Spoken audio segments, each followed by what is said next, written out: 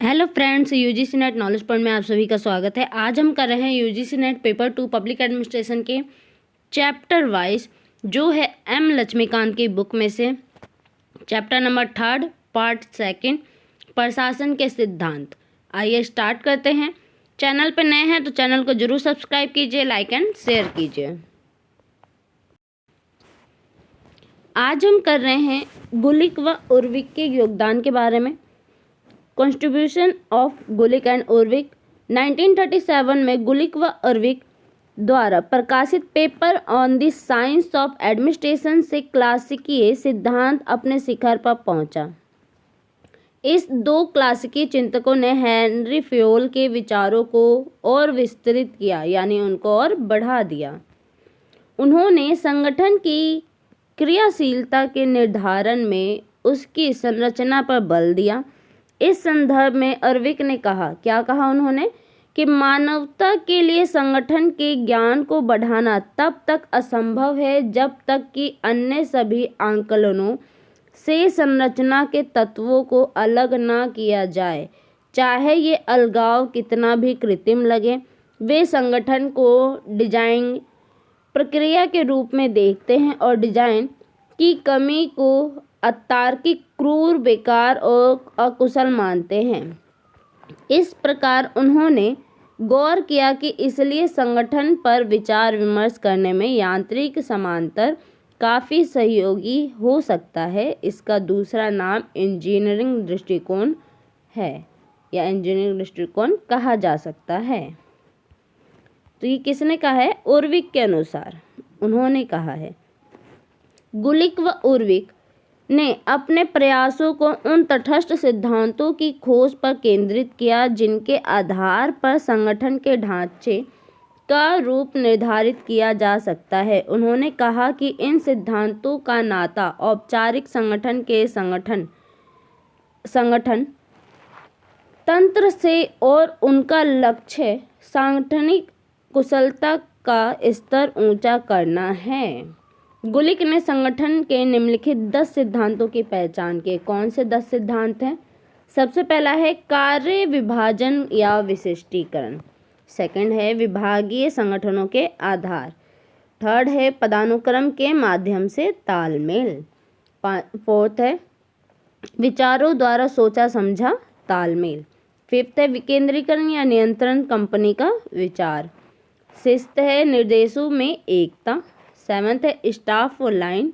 8 है प्रत्यायोजन। 9 है नियंत्रण का दायरा। किंतु गुलिक के अनुसार सर्वाधिक महत्वपूर्ण सिद्धांत कार्य विभाजन विशिष्टीकरण है। सबसे बड़ा क्या है कि जो कार्य विभाजन है यानी विशिष्टीकरण सबसे बड़ा है।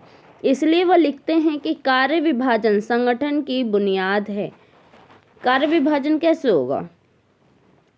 कार्य जिस पद पे लोग है, सबसे ऊपर पद, नीचे, तो ये अलग अलग कार्य सबके लिए है। तो इसीलिए कार्य विभाजन उस संगठन की क्या है? बुनियाद है, बल्कि वह संगठन की वजह है। कार्य विभाजन और एकीकरण ही वे माध्यम है जिससे मनुष्य जाति सभ्यता की प्रक्रिया में खुद को उन्नत करती है। सारे एक ही पद पे रहेंगे तो कैसे काम चलेगा? एक ऊंचा पद, फिर उससे नीचा पद, फिर उससे नीचा पद। तो कार्य विभाजन सबका अलग अलग होता है। गुलिक ने विभागीय संगठनों की 4 बुनियादों की पहचान की। प्रयोजन यानी कार्य या पर्पस, प्रक्रिया यानी प्रोसेस या कौशल, व्यक्ति पर्सन या उपभोक्ता, और स्थान यानी 4P का इन्होंने सूत्र दिया। किन्होंने दिया? गुलिक ने। ये क्वेश्चन पूछा जा सकता है कि 4P का सूत्र किसने दिया है? तो इसमें किसका नाम आएगा? गुलिक का नाम आएगा। 4P क्या है? पहला है पर्पस, सेकंड है प्रोसेस, थर्ड है पर्सन और फोर्थ है प्लेस। गुलिक के अनुसार प्रशासन 7 तत्वों कार्यों से बनता है। उन्होंने संक्षेप में नाम बताया कि क्या है? पोस्ट कॉर्प का प्रयोग इन कार्यों की पहचान करने के लिए किया गया है। ये भी क्वेश्चन पूछा जाता है कि पोस्ट कॉर्प क्या है, या इसके जो पोर्टस्कोप की जो लाइंस है इसको सीक्वेंस में दे देते हैं कि आपको सही मैचअप इसका बताना है, सही लाइन में इसको लगा के बताना है। इन नाम में हर अक्षर प्रशासन के कार्य तत्व का प्रतिनिधित्व करता है, जो इस प्रकार है। सबसे पहला है P अर्थात प्लानिंग, O अर्थात संगठनिक करना, S अर्थात कर्मचारी चयन, D अर्थात निर्देशन, CO अर्थात तालमेल करना, R अर्थात रपट देना और B अर्थात बजट बनाना। यानी planning, organising, staffing, directing, coordinating, reporting और बजटिंग, ये इनके जो है ये पोर्टस्कोप है जिसकी फुल फॉर्म आपको बताई गई है। उसी प्रकार उर्विक ने संगठन के 8 सिद्धांत भी बताए हैं। कितने बताए हैं उन्होंने? 8 सिद्धांत। सबसे पहला उद्देश्य का सिद्धांत, किसी संगठन का एक अभिव्यक्त प्रयोजन होना चाहिए। किसी भी संगठन का क्या होना चाहिए? एक अभिव्यक्त प्रयोजन होना चाहिए। सेकंड है तदनुरूपता का सिद्धांत, सभी स्तरों पर प्राधिकार और जिम्मेदारी को सहवसानी व समान होना चाहिए। थर्ड है जिम्मेदारी का सिद्धांत, श्रेष्ठों को अपने अधीनस्थों के काम की पूरी जिम्मेदारी लेनी चाहिए। फोर्थ है स्केलीय सिद्धांत, संगठन में एक पिरामिडीय प्रकार का ढांचा बनाया जाना चाहिए। फिफ्थ है नियंत्रण के दायरे का सिद्धांत, कोई भी पर्यवेक्षक ऐसे 5 या ज़्यादा से ज़्यादा 6 अधीनस्थों के कार्य का पर्यवेक्षण नहीं कर सकता जिनके काम आपस में जुड़े हो। सिक्स्थ है विशिष्टीकरण का सिद्धांत, किसी के काम को एकमात्र जिम्मेदारी तक सीमित करना। सेवंथ है तालमेल का सिद्धांत, संगठन के विभिन्न अंगों का सामंजस्यपूर्ण ढंग से काम करना। 8 है निर्धारण का सिद्धांत, हर पद और अन्य पदों के साथ इसके संबंधों और उसके प्राधिकार, काम और जिम्मेदारियों का स्पष्ट निर्धारण यानी लिखित परिभाषित होनी चाहिए। बाद में 1943 में उर्विक ने अपने सर्वप्रसिद्ध पुस्तक दी एलिमेंट ऑफ एडमिनिस्ट्रेशन प्रकाशित की। कब प्रकाशित की है? तो 1943 में। इसमें उन्होंने 29 सिद्धांतों का एक दूसरा समुच्चय पेश किया। इस काम में उन्होंने F.W. टेलर के वैज्ञानिक प्रबंधन के सिद्धांत, हेनरी फ्योल के प्रशासन के 14 सिद्धांतों, मूनी व रैले के सिद्धांत प्रक्रिया और प्रभार और MP फोलेट, V.N. ग्राइकोनस के विचारों को संश्लेषित और समाहित किया। उन्हें नीचे दिया जा सकता है, उन्होंने इसे नीचे बताया गया है। तो क्या क्या है? अनुप्रयोगितात्मक, उपयोगिता, कार्यों का सौंपना, प्राधिकार, केंद्रीकरण, निर्देशन, नियंत्रण, समन्वय, समन्वयक सिद्धांत, प्रत्यायोजन, निर्धारक, अनुशासन, साम्य, पूर्वानुमानीयता, कार्यात्मक परिभाषा, सामान्य हित, पहल, व्याख्यात्मक, जांच, नेतृत्व, क्रम, संगठन, नियोजन, पुरस्कार व अनुदान, स्केलीय प्रक्रिया, चयन व तैनाती, भावना, स्थिरता, कर्मचारी नियुक्ति। मूने व रैली के योगदान, जेम्स डी मूने व एलन सी रैली अमेरिका में क्लासिकीय सिद्धांत के प्रतिपादन करने वाले पहले व्यक्ति बने जब उनकी पुस्तक ऑन वर्ड इंडस्ट्री प्रकाशित हुई।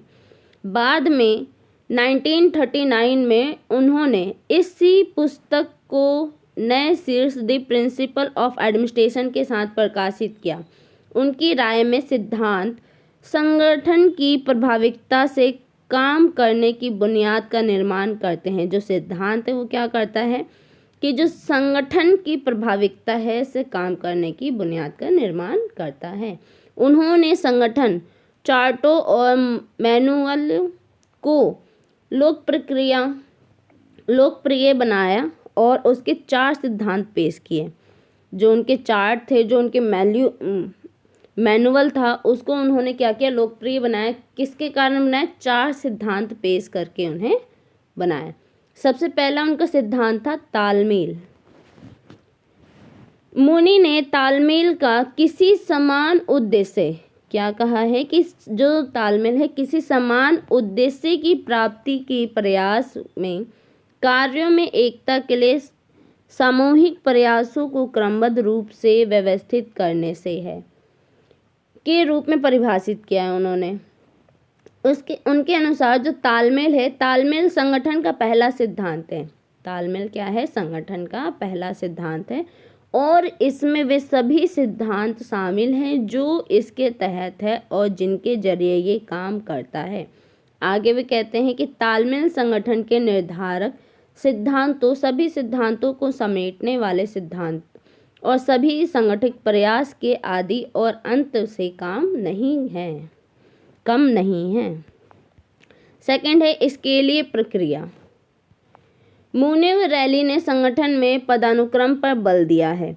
स्केलीय प्रक्रिया कहा है उनके लिए यह तालमेल की सार्वभौमिक प्रक्रिया का निर्माण करती है जिसके जरिए पूरे संगठन में सर्वोच्च समन्वयक प्राधिकार काम करता है। उन्होंने कहा कि स्केलीय प्रक्रिया के अपने सिद्धांत, प्रक्रिया और प्रभाव हैं। इसे उन्होंने नेतृत्व, प्रत्यायोजन और कार्यात्मक परिभाषा दी है। पहला है किसी भी कंपनी में क्या तालमेल एक अच्छा होना चाहिए जिससे सभी जो व्यक्ति है वो सही से कार्य कर सके। सेकंड है स्केलीय प्रक्रिया होनी चाहिए, यानी पदानुक्रम में जो संगठन है वो होना चाहिए। थर्ड है कार्यात्मक विभेदीकरण। क्या है? कार्यात्मक विभेदीकरण। मुने व रैली ने सुझाव दिया कि विभागों में कामों को व्यवस्थित करने में कार्यात्मक सिद्धांत का पालन होना चाहिए। उनके अनुसार कार्यात्मक का अर्थ विभिन्न प्रकार के कार्यों के विभेद के बीच विभेदीकरण से है। जो कार्य हैं उसके बीच क्या है? उनके विभेदीकरण से है। यह कार्य विभाजन या विशिष्टीकरण का सिद्धांत है। उन्होंने इसकी व्याख्या इस प्रकार की कि जनरल और कॉलोनलों के बीच का फर्क, क्या फर्क है दोनों के बीच? प्राधिकार में वरीयता का फर्क है और इसीलिए ये स्केलीय है, किंतु एक पैदल सेना और तोप सेना के अफसरों के बीच का फर्क कार्यात्मक है क्योंकि उनके कामों की प्रकृति एक विशिष्ट फर्क है। जो पैदल चल रहे हैं सेना और जो तोप खाने वाले सेना है, क्या है? दोनों के बीच फर्क है तो सेना ही, पर वो क्या है? दोनों के बीच क्या है? उनके कामों की प्रकृति का फर्क है। Line staff. मुनि व रैली के अनुसार लाइन प्रबंधन को कार्यों को करवाने का प्राधिकार होना चाहिए। साथ ही सलाह व सूचना देने में वे स्टाफ की भूमिका को भी समझते हैं। मुनि के अनुसार स्टाफ कार्यकारी के व्यक्तित्व का विस्तार है। इसका अर्थ है अपनी योजना बनाने में उसकी मदद के लिए और ज़्यादा आंखें और कान से और ज़्यादा हाथ होने चाहिए। यानी इसका क्या है? उनका क्या मतलब है कि जो अपनी योजना बनाने में उसकी मदद के लिए ज़्यादा आँख और ज़्यादा कान और ज़्यादा हाथ होने चाहिए। यानी जो भी वो कार्य कर रहा है उसकी मदद के लिए कितने लोग उसमें शामिल हो रहे हैं, जितने ज़्यादा शामिल होंगे उतने क्या है उनकी कार्य जो लाइन प्रबंधन है वो सही रूप से होगा। आलोचनात्मक मूल्यांकन, क्रिटिकल इवोल्यूशन क्या है? विभिन्न समाज वैज्ञानिकों ने क्लासिकीय सिद्धांत की विभिन्न आधारों पर आलोचना की है।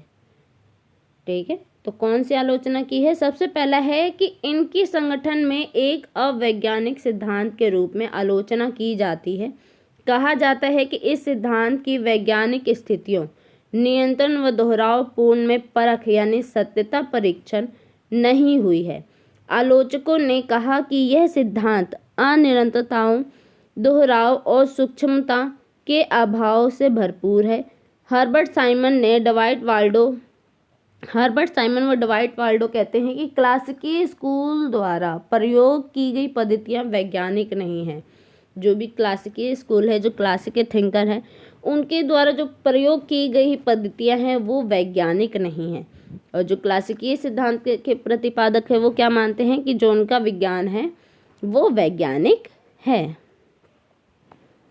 सेकंड पॉइंट है इसकी इस आधार पर भी आलोचना हुई कि यह संगठन के मानवीय आयाम अर्थात प्रबंधन जो प्रशासन के सामाजिक और मनोवैज्ञानिक पहलू की उपेक्षा करता है। वॉरेन बेनिस ने टिप्पणी की कि क्लासिकीय सिद्धांत का ध्यान जनता रहित संगठन पर है। अंततः मार्च व साइमन ने इसे मशीन मॉडल सिद्धांत के रूप में वर्णित किया। इसे किसने कहा इसे? तो मार्च और साइमन ने कहा कि ये मशीन मॉडल है, ना कि क्लासिकीय सिद्धांत है। क्लासिकी सिद्धांत की व्याख्या एटमी रूप में की गई है क्योंकि यह मनुष्य को संगठन के साथी मनुष्यों से काटकर देखता है। उसी प्रकार इसकी व्याख्या स्वैच्छिकतापूर्ण सिद्धांत के रूप में की गई क्योंकि यह मानता है कि मनुष्य सामाजिक नियंत्रण अर्थात समूहों द्वारा नियंत्रण के प्रति प्रतिरक्षित है। 4th पॉइंट है, इस सिद्धांत को यांत्रिक माना गया है। क्या माना गया है? यांत्रिक, क्योंकि यह सांगठनिक व्यवहार की गतिकी को समझा पाने में असफल है। यह मनुष्य को निष्क्रिय औजार या संगठन के यंत्र का एक पुर्जा मात्र समझता है। ये कर्मचारी से ज़्यादा काम से सरोकार रखती है। इस प्रकार ये संगठन में मानवीय कारक को कम करके आंकता है। 5th पॉइंट है, क्लासिकी सिद्धांत के सबसे अहम आलोचक हर्बर्ट ए साइमन है। क्लासिकी सिद्धांत के सबसे अहम आलोचक कौन है? Herbert A Simon. उन्होंने संगठन के सिद्धांत की व्याख्या की। क्या कहा? कहावतों, मिथों, नारों और आडंबरपूर्ण मूर्खताओं के रूप में की है। क्या कहा है उन्होंने इसे? कि कहावतों, मिथों, नारों और आडंबरपूर्ण मूर्खता है ये सारी चीज़ें। उन्होंने टिप्पणी की कि ये सिद्धांत वैज्ञानिक रूप से वैध नहीं है, इसलिए सार्वभौमिक प्रासंगिकता उपयोग के नहीं।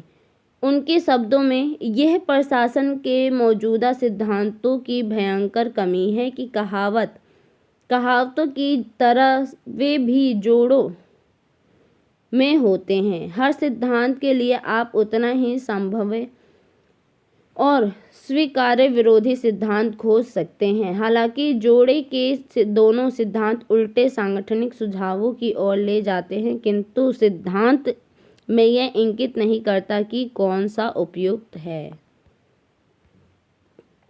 उन्होंने कहा कि प्रशासन के सिद्धांत ज़्यादा से ज़्यादा प्रशासनिक स्थितियों का वर्णन और पहचान करने की कसौटी हो सकते हैं। सभी कथित सिद्धांतों पर एक प्रभावी प्रशासनिक संगठन की रूपरेखा के तहत विचार होना चाहिए। 6 पॉइंट है, इस सिद्धांत की इस आधार पर भी आलोचना हुई कि इसमें अति सरलीकृत मानव प्रेरणा है। ये मान लेता है कि हर कर्मचारी एक आर्थिक मनुष्य है। ये क्या करता है कि ये मान लेता है कि जो भी हर कर्मचारी है वो क्या है? आर्थिक मनुष्य है, पैसे कमाने वाला मनुष्य है, जो अपनी आय को अधिकतम बनाने में दिलचस्पी रखता है। कि वो क्या करता है कि मैं इतना अच्छा काम करूं कि मेरी आय और अधिक हो जाए, उसमें वो दिलचस्पी रखता है। उसी के अनुसार इसने गैर आर्थिक कारकों पर कोई ध्यान नहीं दिया, यानी इसे मानव प्रेरणा के सामाजिक और मनोवैज्ञानिक कारकों पर बल नहीं दिया। एल्टन म्यो के हाथों प्रयोगों ने सिद्ध कर दिया कि कर्मचारी महज आर्थिक कारकों से ही नहीं अपितु गैर आर्थिक कारकों से भी प्रेरित होते हैं। ये किससे हुआ है? तो एल्टन म्यो ने जो हाथों प्रयोग किया था उससे पता चला था कि जो कर्मचारी हैं वो क्या हैं? वो आर्थिक कारकों से भी और गैर आर्थिक कारकों से भी प्रेरित होते हैं, यानी उनको फर्क पड़ता है। 7 पॉइंट है, क्लासिकीय सिद्धांत की व्याख्या मानक सिद्धांत के रूप में भी की गई है। जो क्लासिकी सिद्धांत की व्याख्या किसके रूप में की गई है? मानक सिद्धांत के रूप में की गई है, क्योंकि इसका सरोकार क्या है से ज़्यादा क्या होना चाहिए से है। इस प्रकार व्यवहारिक उपागम से अलग ये संगठन में वास्तविक व्यवहार का अध्ययन नहीं करता। 8 पॉइंट है, क्लासिकी सिद्धांत की व्याख्या संगठन के स्थिर मॉडल के रूप में की गई, यानी यह संगठन को एक बंद व्यवस्था मानता है जो बाहरी परिवेश से प्रभावित नहीं होता। संगठन के व्याख्या व्यवस्था उपागम में क्लासिकी सिद्धांत की इस कमी की ओर ध्यान खींचा। 9 पॉइंट है, क्लासिकी सिद्धांत की इस आधार पर आलोचना हुई, यह सिर्फ औपचारिक संगठन से नाता रखता है यानी और अनौपचारिक संगठनिक प्रक्रियाओं की उपेक्षा करता है। ये खाली किससे करता है? औपचारिक संगठन से नाता रखता है, अनौपचारिक से नहीं। औपचारिक संगठन वह होता है जिसका निर्माण यानी ढांचा या योजना कुशल और प्रभावी ढंग से उद्देश्य प्राप्त करने के लिए सोचे समझे और तार्किक रूप से होता है। यानी औपचारिक संगठन क्या होता है? जो सही क्रमबद्ध यानी योजनापूर्ण जो चीज़ें तैयार की जाती है उससे रूप में वो होता है। और जबकि अनौपचारिक क्या होता है? संगठन में सामाजिक संबंधों को प्रतिबिंब करता है। यानी अनौपचारिक क्या है? संगठन में क्या चीज़ करता है? वो सामाजिक प्रतिबिंब को प्रकट करता है। यानी औपचारिक क्या है आपका? कि वो प्रभावी ढंग से किसी भी उद्देश्य को प्राप्त करने के लिए उसके लिए योजना बनाई जाती है, फिर उसका निर्देशन किया जाता है, पूरी प्रक्रिया वाइज होता है। अनौपचारिक में कोई प्रक्रिया यूज नहीं होती है। चेस्टर बर्नार्ड और हर्बर्ट साइमन ने गौर किया कि सांगठनिक सदस्यों का वास्तविक व्यवहार कई तरीके से तार्किक व्यवहार से भिन्न है। क्रिस और ग्रिस के अनुसार किसी परिपक्व व्यक्तित्व की जरूरतों और किसी क्लासिकीय संगठन यानी क्लासिकीय सिद्धांतों के अनुसार बना संगठन की आवश्यकताओं से एक बुनियादी असमानता है। ऐसे सिद्धांतों को लागू करना कर्मचारी को निष्क्रिय, निर्भर, अधीन और संक्षिप्त काल निर्देशित बना देता है। 8 पॉइंट है, J.G. मार्च व हर्बर्ट साइमन ने अपनी पुस्तक ऑर्गेनाइजेशन में क्या कहा है? क्लासिकी सिद्धांत की निम्न सीमाएं बताई हैं। सबसे पहली सीमा क्या है? कि सिद्धांत की प्रेरणा संबंधी कल्पनाएं अनुचित है। जो सिद्धांत की प्रेरणा संबंधी कल्पनाएं हैं वो क्या है? अनुचित है। सेकंड है, संगठन के भीतर हितों के टकराव पर सिद्धांत से कम ध्यान दिया जाता है। जो संगठन के भीतर टकराव हो रहे हैं उस पे जो सिद्धांत है उस पे कम ध्यान दिया जाता है। थर्ड पॉइंट है, जटिल सूचना प्रोसेसिंग तंत्र द्वारा मनुष्य पर थोपी गई सीमाओं पर सिद्धांत कम विचार करता है। जो जटिल सूचना है उसकी प्रोसेसिंग तंत्र जो शुरू हो रही है, जो उस पे जो मनुष्य है उस पे थोपी गई सीमा का सिद्धांत पे क्या हो रहा है? विचार कम किया जा रहा है। फोर्थ पॉइंट है, कार्य की पहचान और वर्गीकरण में संगठन की भूमिका पर सिद्धांत में कम ध्यान दिया गया। फिफ्थ पॉइंट है, कार्यक्रम मूल्यांकन की परिघटना पर सिद्धांत में कम ध्यान दिया गया। पी सुब्रमण्यम ने अपने लेख the classical organisation theory and its critical में क्लासिकीय सिद्धांत की 2 सीमाएं का उल्लेख किया है। सबसे पहली सीमा क्या है? कि इस सिद्धांत के परिसरण का अभाव है। सेकंड है, यह संगठन के कार्यात्मक समस्याओं की बजाय प्रबंधन से जुड़ी समस्याओं पर अधिक ध्यान देता है। अब हम करेंगे इसका महत्व क्या है। तो अपनी सीमा के बावजूद क्लासिकी सिद्धांत ने सांगठनिक सिद्धांत और प्रशासनिक चिंतन के उद्भव में एक महत्वपूर्ण योगदान दिया। वे है, क्लासिकी चिंतकों ने प्रशासन की एक विज्ञान के रूप में विकसित किया। अब इसे कला माना गया। इस प्रकार इसने वुड्रो विल्सन यानी प्रशासन के जो पिता हैं के प्रशासन के विज्ञान के आह्वान का एक जवाब दे दिया। सेकंड पॉइंट है, ये विचार व्यक्त करने वाले क्लासिकी चिंतक पहले थे जिन्होंने कहा कि प्रशासन स्वयं एक अलग गतिविधि है जिस पर बौद्धिक जांच होनी चाहिए। थर्ड पॉइंट क्या बताया उन्होंने? कि क्लासिकी विचारकों ने कुछ विशेष प्रबंधन तकनीक के उपयोग का बढ़ावा दिया जिसमें लोक प्रशासन के अकुशल था, जैसे रिपोर्टिंग, लेखांकन और बजट बनाना। फोर्थ पॉइंट है, क्लासिकी सिद्धांत ने प्रशासन में एक अवधारणाओं के समुच्चय को सूत्रबद्ध किया और एक शब्दावली विकसित की जो बाद के शोधकर्ताओं द्वारा तालमेल की जा सकी। 5th पॉइंट है तार्किक, तर्कसंगत और कुशल सांगठनिक ढांचों के निर्माण में क्लासिकी सिद्धांत ने व्यवहारिक सुझाव दिए। 6 पॉइंट है औद्योगिक संगठनों ने उत्पादन को तर्कसंगत बनाने और प्रोत्साहित करने में क्लासिकी सिद्धांत ने एक महत्वपूर्ण भूमिका अदा की। 7 पॉइंट है क्लासिकी सिद्धांत की सीमाओं ने ही सांगठनिक सिद्धांत और व्यवहार में जांच पड़ताल और शोधों की शुरुआत की।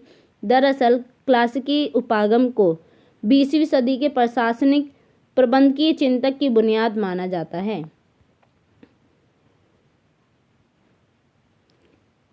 क्लासिकी सिद्धांत 1930 से 50 के दौरान अमेरिका में सबसे ज़्यादा प्रभावी था। कब प्रभावी था? तो 1930 से 1950 के दौरान इसने कई प्रशासनिक सुधार कमेटी और आयोगों को प्रभावित किया, जैसे ब्राउनलो कमेटी 1937 में, पहला हूवर कमीशन 1949 और दूसरा हूवर कमीशन 1955 में हुआ। तो वीडियो अच्छी लगी तो लाइक कीजिए, शेयर कीजिए, सब्सक्राइब कीजिए। धन्यवाद।